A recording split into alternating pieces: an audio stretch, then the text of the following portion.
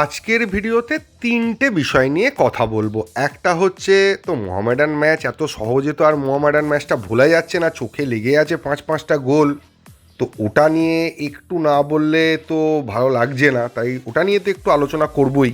এছাড়া পরের বছরের লিগের প্রস্তুতি শুরু করে দিল এআইএফএফ, এবং শেষ ম্যাচে মোহনবাগানের বিশাল বড় একটা অ্যাডভান্টেজ রয়েছে। সব কিছু নিয়ে আলোচনা করব আজকের এই ভিডিও। প্রথমে এআইএফএফ নিয়ে আলোচনাটা করে নিই। আপনারা সকলেই জানেন যে এবছরের টুর্নামেন্ট হচ্ছে উইদাউট এনি স্পন্সর, বা বলতে পারেন কমার্শিয়াল পার্টনার।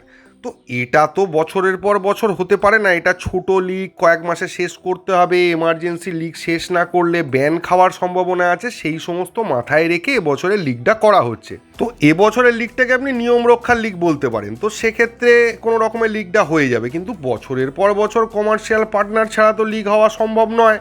এবং আগের বার দেখা গেছিল এই কমার্শিয়াল পার্টনার না পাওয়ার কারণেই কিন্তু এই লিগটা এই অবস্থা, বা এবছরের সিজনটা এরকম ঘেঁটে বসে আছে। তো সেইটার জন্য প্রস্তুতি শুরু করে দিল এআইএফএফ।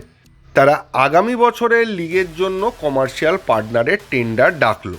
যদিও টেন্ডার ডাকলো মানে সব কিছু সলিউশন হয়ে গেল ব্যাপারটা নয়। আগের বারের মতো এবারও সেই প্রবলেমটা হতে পারে, কেউ বিড তুললো না, তাদের কিছু প্রবলেম থাকলো, সেটা নিয়ে আবার আলোচনা হলো, আবার রিভাইজড বিড হলো। তো সেই সমস্ত সমস্যা হলেও যাতে সাফিসিয়েন্ট টাইম থাকে যে প্রবলেমগুলো মিটে যায়, তো সেই কারণেই এত তাড়াতাড়ি এটা শুরু করলো এআইএফএফ। প্রাথমিক স্তরে টেন্ডার ডাকলো এআইএফএফ। এবং এইবারের টেন্ডারে একটা নতুন জিনিস দেখা গেছে, সেটা হলো আইএসএল এর সাথে ফেডারেশন কাপেরও একসাথে টেন্ডার ডেকেছে এআইএফএফ। এবং আমরা প্রত্যেকেই জানি এটাই আইএসএল এর সবথেকে গুরুত্বপূর্ণ অধ্যায়। এই জায়গাটা ফাইনালাইজ হয়ে গেলে আইএসএল হতে আর কোনো প্রবলেম থাকবে না, পরের বছরগুলো স্মুথলি হতে থাকবে। তো দেখা যাক কি হয়, আলটিমেটলি কোনো কমার্শিয়াল পার্টনার পাওয়া যায় কি না।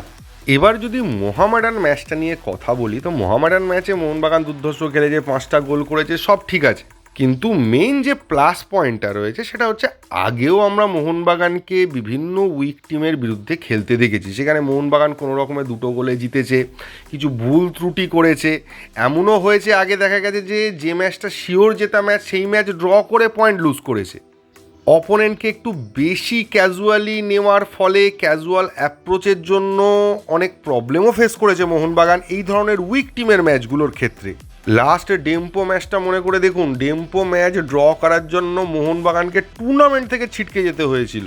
যদিও অনেকে বলবেন ডেম্পোর ওই টিমের খেলা মোহামেডানের এই টিমের খেলার থেকে অনেক বেশি ভালো ছিল, সেটাও মানতে কোনো আপত্তি নেই, কিন্তু তা বলে মোহনবাগানের ড্র করার মতো কোনো যুক্তি ছিল না। 1 গোলে হোক, 2 গোলে হোক, কম গোলে হোক, কোনো রকমে হোক জিততে পারতো, জেতার মতো ম্যাচ ছিল, কিন্তু জিততে পারেনি। তো সেই সমস্ত সমস্যাগুলো কিন্তু এই ম্যাচে একদমই দেখা যায়নি। মোহনবাগান উইদাউট রেজিস্ট্যান্স খেলেছে, এটা আপনি বলতে পারেন, কিন্তু মোহনবাগান উইদাউট রেজিস্ট্যান্সও যে খেলাটা খেলেছে সেটাতে অনেক বেশি পারফেকশন ছিল। এটাই সব থেকে বড় প্লাস পয়েন্ট। 5 গোলে জিতলো কি 6 গোলে জিতলো কি উড়িয়ে দিল সেটা বড় বিষয় নয়। বিষয়টা হচ্ছে যে উইক টিমের বিরুদ্ধে খেলেও তাদের নিজেদের যে কাজগুলো, পাসিং অ্যাকিউরেসি বলুন, প্লেসমেন্ট বলুন, সেই জায়গাগুলো কিন্তু অনেক বেটার ছিল এবং কিছু ক্ষেত্রে পারফেক্ট ছিল। প্রবলেম যেটা ছিল ফিনিশিংয়ের, কারণ আমি আবার বলছি মোহনবাগান আরও 2 থেকে 3টে গোল কিন্তু করতেই পারতো, যেগুলো একদম মানে পয়েন্ট ব্ল্যাঙ্ক রেঞ্জ থেকে মিস, দূর থেকে মিস হলে বা একটু টাফ সিচুয়েশন হলে আমি বলতাম না, কিন্তু যে মিসগুলো হয়েছে সেই মিসগুলো যদি কোনো ভাইটাল ম্যাচে হয় সেটা কিন্তু প্রবলেম হবেই। তো আশা করতে পারি যে ইম্পর্টেন্ট ম্যাচ বা ভাইটাল ম্যাচগুলোয় এই ভুলগুলো বা গোল মিস করার যে সমস্যা সেটা আশা করা যায় মোহনবাগান কাটিয়ে উঠবে।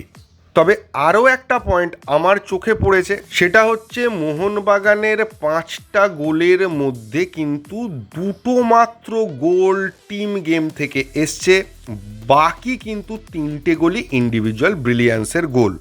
রবসানের প্রথম গোলটা আপনি বলতে পারেন টিম গেম থেকে আসা গোলের মধ্যে একটা গোল, আর মনবীরের যে হেডটা করে মনবীর গোল করেছিল ওটাও একটা টিম গেমেরই নিদর্শন।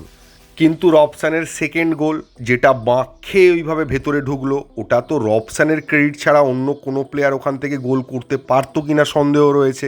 জেমি ম্যাকলারেন যে বলটা গোলকিপারের হাত থেকে বেরিয়ে যাবার পর পুশ করে ভেতরে ঢোকালো, ওটাও একদম টিপিক্যাল জেমি ম্যাকলারেন স্টাইল, আর ওরই ইন্ডিভিজুয়াল ক্রেডিট আমি বলবো। টিম গেম থেকে হেডটা এসছিল, কিন্তু ওই যে প্লেসমেন্টটা বা ট্যাপিংটা ওটা কিন্তু জেমি ম্যাকলারেনের ইন্ডিভিজুয়াল ব্রিলিয়ান্স। আর দিমির গোলটা আপনি কি বলবেন, দিমির গোলটা তো আর টিম গেম নয়, দিমি ওখান থেকে তুলে দিয়েছে, দিমির আন্দাজ ঠিক ছিল, বল বারে লেগে ঢুকেছে, কিছুটা লাকিও বলতে পারেন, না হলে দিমির ক্রেডিট বলতে পারেন, যাই হোক ওটা ইন্ডিভিজুয়াল ব্রিলিয়ান্সেরই গোল। কিন্তু টাফ টিমের এগেনস্টে আমাদের টিম গেম থেকে আসা গোলগুলোই কিন্তু আমাদেরকে কাজে দেবে, এবং সেখানে ম্যাক্সিমাম গোলই আমাদের টিম গেম থেকে করতে হবে। মানে একসঙ্গে ইনভলভমেন্ট, 4-5টা প্লেয়ার ইনভলভ হয়ে একটা গোল তৈরি করলো। আর একটা প্লেয়ার রোজ অসাধারণ খেলতে পারে না, দিমির প্রত্যেক দিনের শট ওই রকমভাবে গিয়ে বারে লেগে ঢুকবে না, রবসানের প্রত্যেক দিনের শট ওই রকম বাঁক খেয়ে ভেতরে ঢুকবে না, গোলকিপারের প্রত্যেকটা ফিস্ট গিয়ে ম্যাকলারেনের পায়ের কাছে পড়বে না। তো আমার মনে হয় এই দিকটায় একটু নজর দিতে হবে, টিম গেম থেকে আরও বেশি গোলের প্রয়োজন আছে। এবং গতবারের খেলায় আমরা যেটা দেখেছিলাম, মোহনবাগান টিম সেট পিসকে কিন্তু মারাত্মক ভালোভাবে কাজে লাগাচ্ছে। এবছর টম অ্যালড্রেডের গোল ছাড়া সেইভাবে কিন্তু সেট পিস থেকে আমরা গোল হতে দেখিনি, বা ভালো করে বললে আগের বারের তুলনায় এবারে সেট পিস থেকে গোলের সংখ্যাটা এখনও পর্যন্ত মনে হচ্ছে কম, যদিও 3টে ম্যাচ মোটে খেলা হয়েছে। নেক্সট যদি আসি লাস্ট ম্যাচে মোহনবাগানের অ্যাডভান্টেজ, দেখুন মোহনবাগানের এর পরের ম্যাচগুলো নিয়ে আমি পরের ভিডিও থেকে আলোচনা করব, টাফ ম্যাচ রয়েছে এরপরে, কিন্তু এর মধ্যেও মোহনবাগানের কাছে একটা বড় অ্যাডভান্টেজ রয়েছে, কারণ মোহনবাগানের লাস্ট ম্যাচটা রয়েছে দিল্লি এফসির বিরুদ্ধে। এবং আপনারা সকলেই জানেন মোহামেডান যেরকম একটা উইক টিম, বা এই মুহূর্তে লিগের একদম তলার দিকে রয়েছে লিগ টেবিলে, সেই রকমই কিন্তু আর একটা উইক টিম হচ্ছে দিল্লি এফসি। ফলে লাস্ট ম্যাচের আগে পর্যন্ত যদি আমরা চ্যাম্পিয়নশিপের লড়াইতে থাকি, তাহলে এই লাস্ট ম্যাচটাই আমাদের কাছে সব থেকে বড় অ্যাডভান্টেজ হতে চলেছে। উদাহরণ দিয়ে বলি, যে ধরুন এরকম দেখা গেল লাস্ট ম্যাচ থেকে আমাদের 3 পয়েন্ট পেতেই হবে এবং তার সঙ্গে মিনিমাম 3 গোলে জিততে হবে, সেটা অন্যান্য অপোনেন্ট হলে যতটা টাফ, দিল্লি এফসির মতো অপোনেন্ট হলে কিন্তু অতটাও টাফ হবে না বিষয়টা। এবং লাস্ট ম্যাচে মোহনবাগান আবার এই মোহামেডান ম্যাচের মধ্যে একটা ঝড় তুলে একটা বড় ব্যবধানে জিতে সেক্ষেত্রে চ্যাম্পিয়ন হতেই পারে, যদি চ্যাম্পিয়নশিপের লড়াইয়ে থাকে। এখন থেকে তো বলা যায় না আদৌ থাকবে কি নাকি, তার আগেই এরকম হলো যে আর সুযোগ রইল না চ্যাম্পিয়ন হওয়ার, কেউ বলতে পারে না কি হবে।